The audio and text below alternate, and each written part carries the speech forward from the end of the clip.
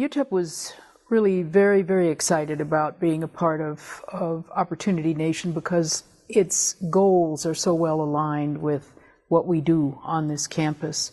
Opportunity Nation, in their initial meeting in New York, brought together a diverse group of leaders from all over the country to really focus on a public policy issue, which to me should be at the forefront of our political debate, and that is mobility. Opportunity Nation is really focused on social mobility. It's focused on restoring the American dream. It's focused on creating opportunities for people at all levels in our society. In other words, does a child born in a low-income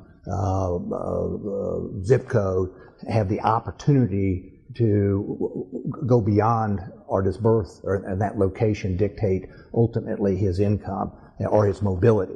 El Paso, Texas is not the most affluent city on the planet. We all know that. But there's no point in dwelling on that. The fact is, how do we, as participants in this community, how do we work together to improve the quality of life for everyone? Well, hopefully the business community and other political and nonprofit leaders of our community will have a better understanding of how important student success in terms of higher education attainment is for our region. So what we want to do is rally the business leadership to focus on ways in which we can work together to attract industry and to support startups to create those new jobs, those 21st century jobs in El Paso. So the business community needs to be focused on the demand side of how do we create complex jobs that require highly trained and educated individuals and thus command high levels of compensation so we can become a more competitive region in a world economy.